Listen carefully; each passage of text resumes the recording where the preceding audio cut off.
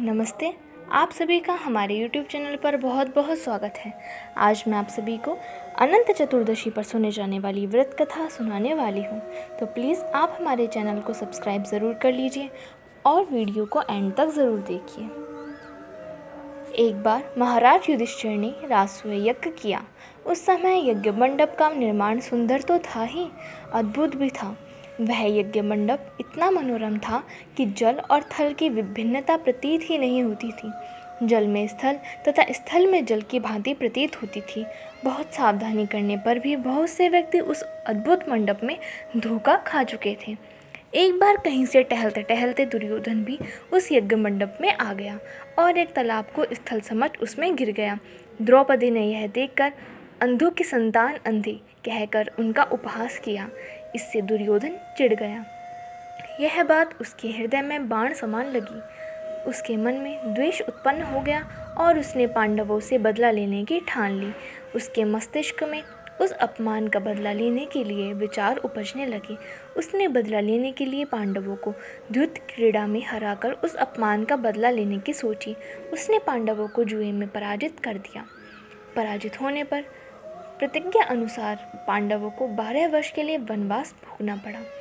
One में रहते हुए पांडव अनेक कष्ट सहते रहे। एक दिन भगवान कृष्ण जब मिलने आए तब युधिष्ठिर ने उनसे अपना दुख कहा और दुख दूर करने के लिए उपाय भी पूछा। तब श्री कृष्ण ने कहा, हे युधिष्ठिर, तुम विधि पूर्वक अनंत भगवान का व्रत करो। इससे तुम्हारा सारा संकट दूर हो जाएगा और तुम्हारा खोया राज्य पुनः प्राप्त हो जाएगा। इस संदर्भ में श्री कृष्ण जी ने उन्हें एक कथा सुनाई। प्राचीन काल में सुमंत नामक एक नेक तपस्वी ब्राह्मण था। उसकी पत्नी का नाम दीक्षा था। उसकी एक परम सुंदरी धर्मपरायण और ज्योतिर्मयी कन्या थी जिसका नाम सुशीला था। सुशीला जब बड़ी हुई तो उसकी माता दीक्षा की मृत्यु हो गई। पत्नी के मरने के बाद सुमंत ने कर्कशा नामक स्त्री से दूसरा विवाह कर लिया।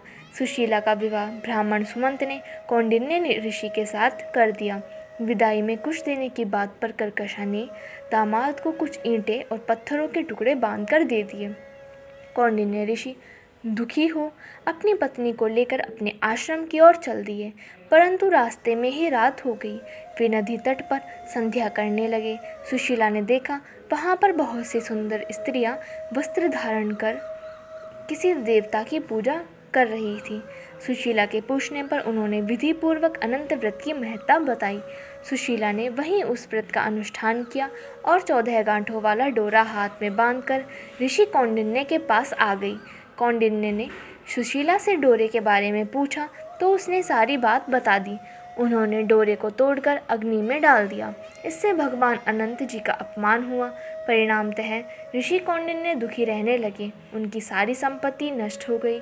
इसी दरिद्रता का उन्होंने अपनी पत्नी से कारण पूछा तो सुशीला ने अनंत भगवान का डोरा जलाने की बात कही।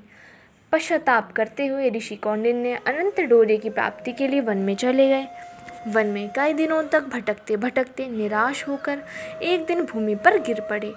तब अनंत भगवान प्रकट होकर बोले, हे कौंडिन्य, तुमने मेरा तिरस्कार किया था, उसी से तुम्हें इतना कष्ट भोगना पड़ा। तुम दुखी हुए, अब तुमने पश्चाताप किया है, मैं तुमसे प्रसन्न हूँ। अब तुम घर जाकर विधि पूर्वक अनंत व्रत करो। 14 वर्ष पर्यंत व्रत करने से तुम्हारा दुख दूर हो जाएगा। तुम धन धान्य से संपन्न हो जाओगे। कौंडिन्य ने वैसा ही किया और उन्हें सारे क्लेशों से मुक्ति मिल गई। श्री कृष्ण की आज्ञा से युधिष्ठिर ने भी अनंत भगवान का व्रत किया, जिसके प्रभाव से पांडव महाभारत के युद्ध में विजयी हुए और चिरकाल तक राज्य करते रहे।